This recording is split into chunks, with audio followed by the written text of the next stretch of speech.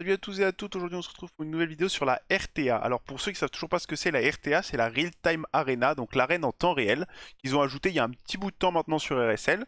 Donc j'ai eu le temps de me familiariser un peu avec le principe, hein.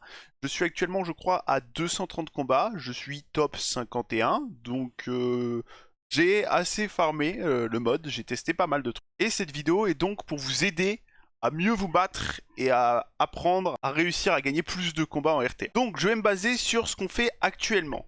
Actuellement sur le jeu, personne n'est gold.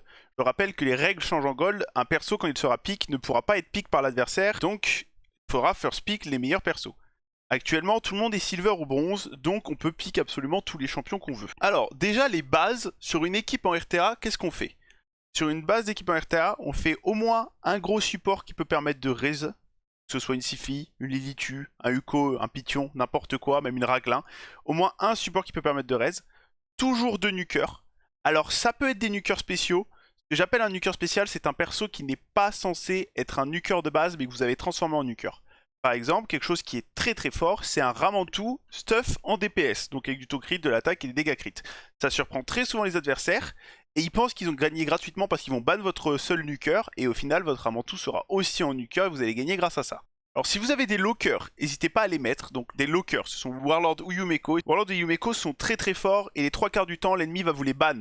Donc ça peut vous permettre de pick le reste et d'être safe et de ne pas vous faire ban le reste des champions. Simplement parce que très peu de personnes ont énormément de résistance sur leurs champions ou des champions avec beaucoup de résistance. Donc ils ont forcément très peur des lockers. Ça peut très vite devenir problématique. Pour ce qui est de faire une bonne composition d'équipe et de réfléchir à quel champion utiliser en RTA et qu'est-ce qui est fort. Alors déjà dans l'équipe, il vous faut obligatoirement un main nuker. Alors ce que j'appelle un main nuker, c'est un nuker qui est capable de tanker tout seul sans avoir de support à côté. Parce que forcément tout le monde n'a pas Nécrette, donc il faut être apte à jouer un bon nuker qui tank bien, tout simplement parce que la speed est loin d'être une des meilleures solutions en arène RT actuellement. Vous pouvez jouer speed, mais vous avez de grandes chances de perdre plus de la moitié de vos combats. Les meilleurs main nukers actuellement, c'est Rotos, Taras et Arima. Ce sont les trois meilleurs main nukers, hein, clairement. Si vous les avez, jouez-les en main nuker, c'est insane. Vous pouvez même les jouer ensemble, Rotos plus Taras, Taras plus Arima. Quoi, si vous en avez plusieurs, c'est insane. Si vous en avez un des trois, vous êtes déjà très très bien pour la RTA. Forcément, si vous débutez et que vous n'avez ni aucun des trois persos, vous pouvez vous orienter sur d'autres main nukers, hein, par exemple Samson le Pilon, Magnar, Mountain Knight, Ragash, Staltus, Efrak. Alors Efrak, faut le mettre en stone skin, hein, parce qu'un Efrak tout nu, il risque de très vite se faire tuer. Candrafon aussi. Donc n'importe quel nuker qui est capable de tanker les coups sans mourir. Pour accompagner ces champions, ça c'est comme dans le mode de jeu arène normal, vous allez réfléchir selon ce que vous jouez.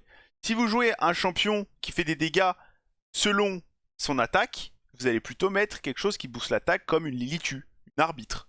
Si vous jouez plutôt des champions dev comme Staltus ou Valkyrie, je vous conseille de mettre plutôt les champions qui augmentent la défense, comme par exemple Mitrala ou encore une Sifi si vous avez. En second nuker, en plus de votre main nuker, je vous conseille de jouer plutôt des champions nuker utilitaires.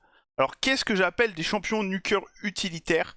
Ce sont justement, comme je disais tout à l'heure, un Ramantou DPS par exemple, parce que Ramantou en même temps, il va pouvoir aussi contrôler l'adversaire avec ses peurs absolues sur son A2, son block buff, son cleanse tout simplement, et va pouvoir vachement vous aider dessus. Il y a aussi Valkyrie, super nuker utilitaire parce qu'il va tout simplement mettre des shields, de la contre-attaque, elle va aussi contrôler la TB ennemie, donc ça peut permettre de cut.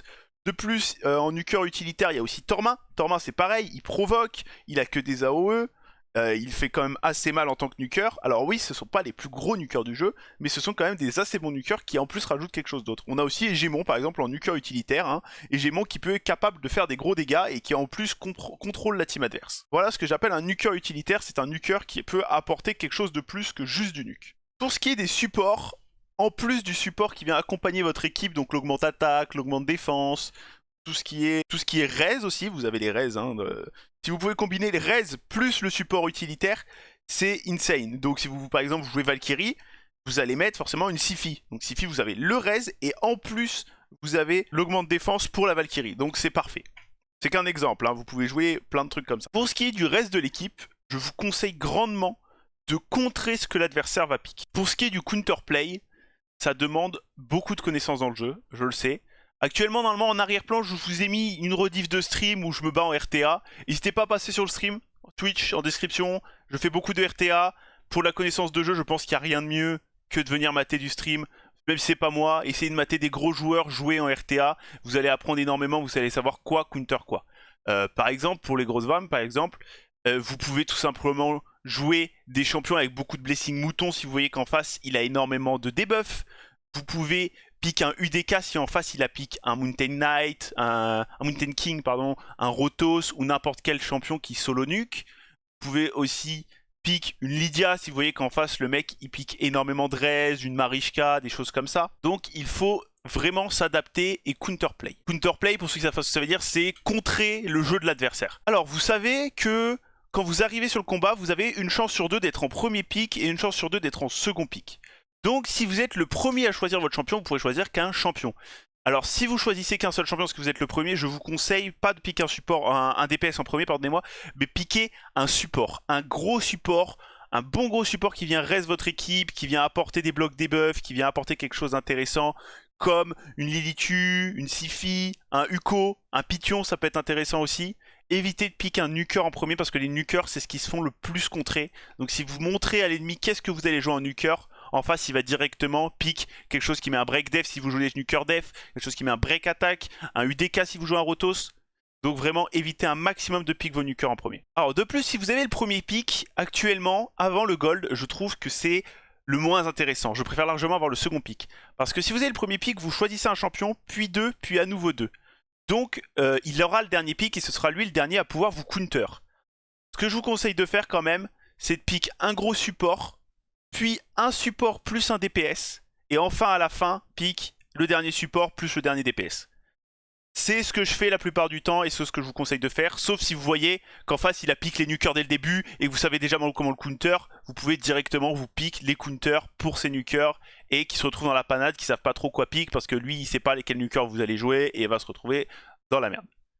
Si vous avez le second pick, ce qui est pour moi je trouve le truc le plus intéressant avant le gold, vous allez tout simplement pick un nuker plus un support. Ou alors vous pouvez aussi pick deux supports. Moi ce que j'aime bien faire quand je suis second pick, c'est je pick Warlord plus Sifi. Comme ça j'ai un contrôle plus un gros support. Vous pouvez faire ça. Le nuker comme je dis, plus vous le piquez tard, plus c'est intéressant. Mais quand vous avez le second pick, je vous conseille, le deuxième round où vous allez jouer, vous allez pouvoir repick deux champions, piquer directement les deux nukers. Et laisser le dernier slot pour un support. Simplement parce qu'en face il va se retrouver dans l'obligation d'avoir pick tous ses champions. Et vous allez avoir la visualisation de son équipe et de savoir quoi jouer. Donc si vous avez le dernier pick, vous avez un avantage pour contrer l'équipe adverse. Sur ce, je pense que j'ai dit tout... Sur ce, je pense que j'ai expliqué toutes les bases de la RTA pour ceux qui ont du mal. N'hésitez pas à venir me rejoindre sur Twitch, hein. Je stream tous les jours vers 16 ou 18h, ça dépend. Mais la plupart du temps, c'est vers 16h, simplement parce qu'il y a le créneau de RTA hein, et que j'adore stream de la RTA. N'hésitez pas à vous abonner, je referai sûrement des vidéos sur la RTA, plutôt sur des stratégies à utiliser, comme par exemple, comme j'expliquais, le Raman tout DPS. Hein. N'hésitez pas à le dire dans les commentaires, ça vous intéresse. Sur ce, abonnez-vous, lâchez un like, mettez un commentaire pour le référencement, rejoignez le Discord si vous avez la moindre question. Bye bye tout le monde!